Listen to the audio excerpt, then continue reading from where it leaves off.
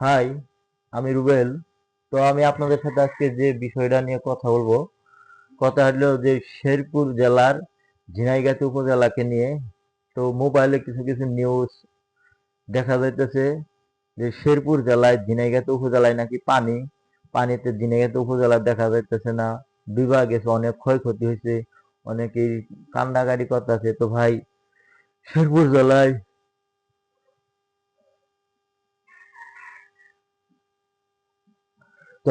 শেরপুর জেলায় ঝিনাইগাতি উপজেলায় আসলে এরকম কোনো পানি আসে নাই যে শেরপুর জেলার তলায় গেছে। যদি আসেই, তো আমিও তো শেরপুর জেলায় ঝিনাইগাতি উপজেলায় আছি, আমাদের এখানেও পানি হয়। এত যদিও ওইখানে পানি হয় না, আমাদের ঘরের দুয়ারের সামনে পানি আসে। তো দেখুন, তো নিউজে প্রায় 3 দিন পরে আমি নিউজ দিতেছি, খবরটা বলতেছি যে দেখুন, তো পানি নাই। আসলে এগুলা কে জানি ফেক নিউজ ছড়াইছে, যদিও নিউজ এটা সত্য না, ভুয়া নিউজ দিছে, ফেক। তো আপনারা কেউ এরকম আহামরি চিন্তা ভাবনা করবেন না। আর পানি আসে তো অবশ্য আমি নিজেই আপনাদেরকে জানিয়ে দেবো যে পানি আসে। হ্যাঁ, কিছু একটু পানি আসছে।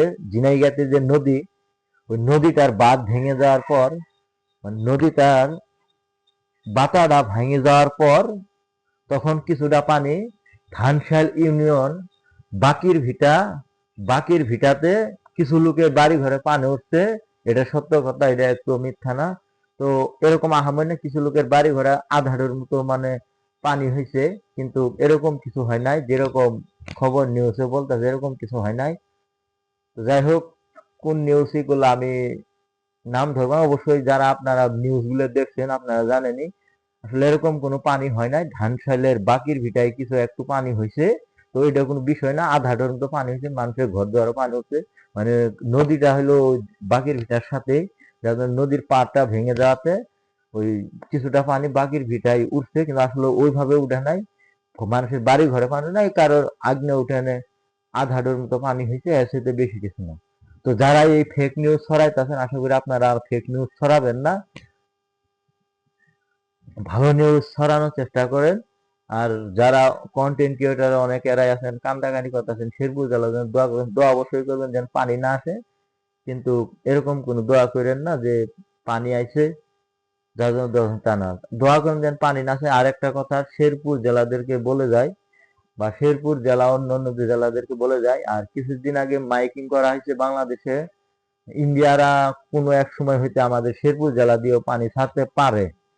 কারণ যেহেতু পাকিস্তানের সাথে যুদ্ধ হওয়ার পরে এখন পাকিস্তানের ওই দিক দিয়ে হয়তো পানি তারা ছাড়বে না ইন্ডিয়ারা, যে এরকম কোন চুক্তি হয়তো এরকম কোন চুক্তি স্বাক্ষর করছে যে ইন্ডিয়ারা আর পানি দিতে পারবে না পাকিস্তানের দিক দিয়ে, এর জন্য হয়তো দিব না। কিন্তু ওই পানিটা ওরা তো কি করবে, ওরা পানিটা দিবে শেরপুর জেলা হয়ে। তো যদি এর মাঝে সাথে দিয়ে দিল, যেহেতু এখনো দেয় নাই, আশা করি আর মনে হয় না দিবে, আর দিতেও পারে, যেহেতু মাইকিং করা হয়েছে, উপজেলা থেকে মাইকিং করে গেছে যে পানি ছাড়া হবে, যে তো এখনো ছাড়ে নাই, নাও ছাড়তে পারে, আবার ছাড়তেও পারে। তো যাই হোক, শেরপুর জেলার লোক একটু সচেতন থাকবেন, যদি কখনো পানি টানি ছাড়ে আর কি, তাহলে তো সমস্যা। যে শেরপুর জেলার লোক একটু, ঝিনাইগাতি উপজেলার লোক একটু সতর্ক থাকবেন যেন এরকম কিছু না হয়। তো ভিডিওটা এই পর্যন্তই, ভালো থাকবেন সবাই।